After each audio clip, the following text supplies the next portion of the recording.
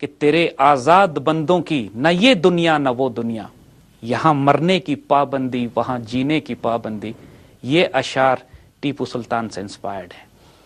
ایک بندہ مومن، ایک مجاہد. اب دیکھیے پرسنالٹی کیا بن رہی ہے اقبال کی. اسی طرح شرقپور شریف میں حضرت شیر محمد شرقپور ایک بہت بڑے بزرگ گزرے ہیں. اقبال ان کے پاس حاضری دیا کرتے تھے اور ان سے بہت فیض لیا کرتے تھے. اب تک کا جو بیک گراؤنڈ ہم نے دیا ہے اس میں پرسنالٹی دیکھیے اقبال کی کیا بن کے سامنے آ رہی ہے.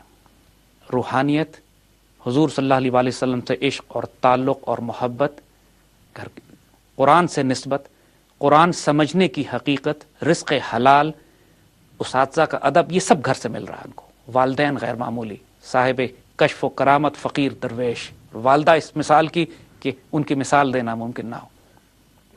پھر استاد مولوی میر حسن جیسے.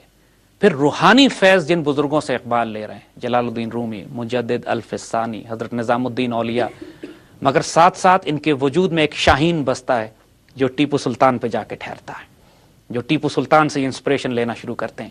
اور یہ کمبینیشن ہم اقبال کے وجود میں ہمیشہ دیکھیں گے کہ بار بار جب وہ اپنی فلسفے اور فلسفی کی بات کرتے ہیں تو ایک طرف الٹیمیٹ اسپرچویلٹی ہے، روحانیت کا عروج ہے ان کے وجود میں، اور دوسری طرف ایک شاہین ہے جو تلوار نکال کر نرم دم گفتگو گرم دم جستجو ہے، جو محفل یاراں تو ریشم کی طرح رزم حق و باطل تو فولاد ہے مومن، جو ایٹریبیوٹس دیتے ہیں، بیلنس آف کنٹرڈکشنز، تضادات کا توازن جو ہے یہ اتنا غیر معمولی اقبال کے وجود میں. اور پھر جو بار بار ان کے میسج جو ہمیں ملتا ہے کہ آج اللہ اپنے دین کا کام اگر کسی وجود سے لے گا تو ظاہر میں وہ ارض شیر ہوگا، یعنی ظاہر میں وہ ایک پاورفل بادشاہ ہوگا اور کنگ ہوگا، اتھارٹی تو طاقت اس کے پاس ہوگی، اور باطن میں وہ جنید بغدادی ہوگا، یعنی اسپرچول ڈائمنشن اس کی اتنے وجود اور کمال پہ ہوں گی.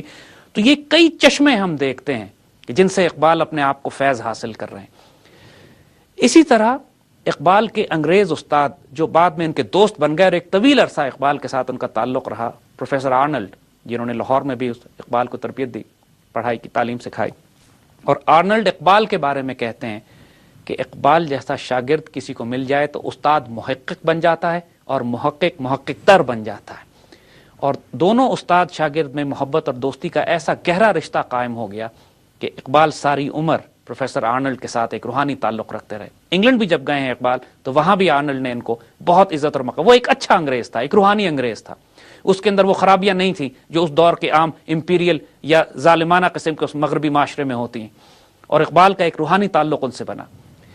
اس کے علاوہ 1905 میں یا 6 میں جب اقبال ولایت جاتے ہیں، پھر جرمنی جاتے ہیں، وہاں پر ان کی ملاقاتیں کئی ایسے افراد سے ہوتی ہیں، اس معاشرے کو قریب سے دیکھتے ہیں.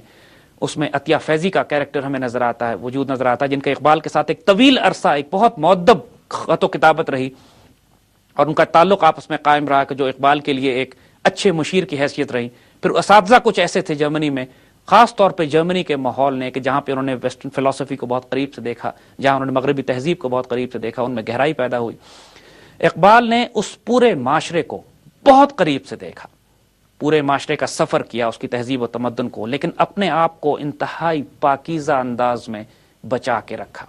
ساری عمر اس معاشرے میں بھی کبھی شراب نوشی نہیں کی، کبھی برائی اور بدکاری میں نہیں پڑے، حتیٰ کہ اپنے تمام اشعار میں بھی اس بات کا وہ اشارہ کرتے ہیں کہ مانند سحر ان کی جوانی پاکیزہ رہی وہاں پر بھی. اور اس گو کے اس معاشرے کو انہوں نے بہت قریب سے دیکھا، ان محفلوں میں بھی شامل ہوئے، اس دور کو بھی دیکھا، اس تاریخ و تمدن کو بھی دیکھا. لیکن چونکہ اللہ تعالیٰ نے ان کو اس مقصد ہی کے لیے تیار کیا تھا کہ مغرب اور مشرق کے تضادات کو یہ واضح کریں، مغرب کو دیکھ کر اس کے وجود کو، ایک ایک کمزوری کو ابھار کے مسلمانوں کے سامنے لے کر آئیں اور امت مسلمہ کو بیدار کریں، تو ایک حکیم کی حیثیت سے ان کو جو مشاہدات کرانے پڑے وہ فطرت نے خود کرائے، مگر ساتھ ساتھ ان کو بچا کر بھی رکھا.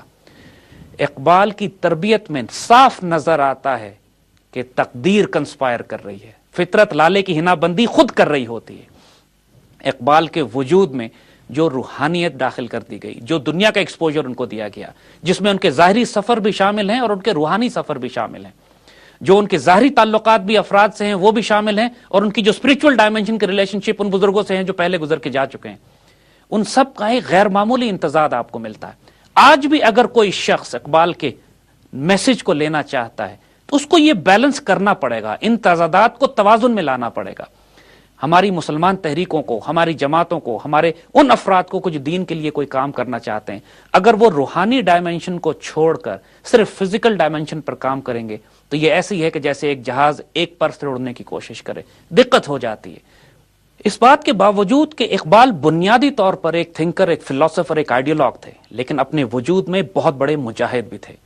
یعنی جب وہ ہندوؤں کی حیثیت کو دیکھ لیا انہوں نے، ہندوؤں کی ریالٹی ان کے سامنے واضح ہو گئی اور ان کو اندازہ ہو گیا کہ ہندوؤں کے ساتھ کو ایگزسٹ کرنا پاسبل نہیں ہوگا، انہوں نے مسلمانوں کو یہ مشورہ دیا کہ ہتھیار اٹھائیں۔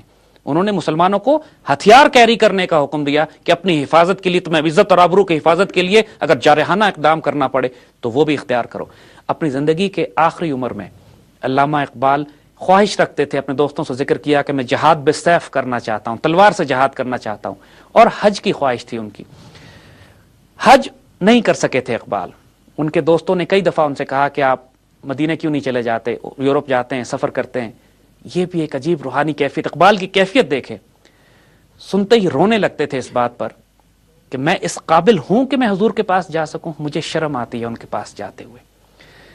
دیکھیے، یہ ایک عشق اور مستی کا ایک ایسا مقام ہے، ادب کا ایک ایسا مقام ہے کہ جس کو شاید انٹلیکچوئل لیول پر لوگ نہ سمجھ سکیں، لیکن وہ جو بچپن میں بات ان کو سمجھا دی گئی تھی، ان کے وجود میں گھس گئی تھی یہ بات کہ کہیں کوئی ایسی بات نہ کرنا کہ رسول کے آگے رسوا ہونا پڑے۔ حضور کے نام مبارک آتا تھا تو اقبال کے آنسو جاری ہو جاتے تھے، ان پر قابو رکھنا ناممکن ہو جاتا تھا، اور اسی شرم کے مارے، اس ادب کے مارے وہ کبھی بھی رسول اللہ کے آگے جانے کی ظاہری طور پر ہمت نہیں کر پائے، لیکن آخری عمر میں بہت شدید ان کی خواہش تھی کہ وہ حج بھی کر لیں۔ علامہ اقبال جس غیر معمولی پروسیس سے گزرے ہیں، ان پر لوگوں نے اعتراضات بھی کیے ہیں، ان میں بشری کمزوریاں تھیں، وہ ایک بندہ بشر تھے جو انہوں نے خود نالج کیا ہے کہ اگر مجھ میں بشری کمزوریاں نہ ہوتی تو میں اپنے آپ کو ایک سپر نیچرل ہیومن بینگ سمجھنے لگتا۔ ارسطو نے کہا ہے کہ اگر تم اچھی زندگی گزارنا چاہتے ہو تو شادی کر لو، تمہیں اگر اچھی بیوی ملی تو تمہاری زندگی بہت اچھی گزرے گی، اور اگر تم کو تمہاری پسند کی بیوی نہ ملی تو تم فلسفی بن جاؤ گے۔ اقبال کے ساتھ بھی کچھ یہی ہوا کہ 3 شادیاں انہوں نے کی، اور وہ اتنے راضی نہیں تھے شاید جبھی اس قدر بڑے مفکر اور فلسفی بن پائے۔ ان کی فیملی لائف کرائسس میں گزری شروع میں، بہت بعد میں سٹیبل ہوئی جا کے، لیکن وہ طوفان بھی ان کی زندگی میں آئے۔ اتنا بڑا عظیم فلسفی جو پوری دنیا آنے والے وقت کی تاریخ اور تصویر دیکھ رہا ہے، اس کو اپنے ذاتی گھر میں بھی بہت مسائل سے گزرنا پڑا۔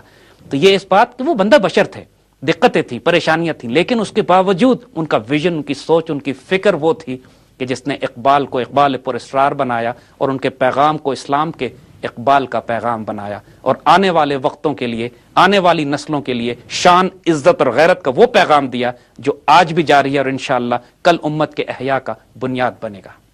جی زید صاحب، بہت شکریہ۔ ویورز، آج آپ نے دیکھا کہ ہم نے بات کی اقبال کی پرسنالٹی کے حوالے سے اور ان تمام شخصیات کے حوالے سے جنہوں نے اقبال کی شخصیت کے اوپر ایک گہرا اثر چھوڑا، جس کے بعد اقبال بنا۔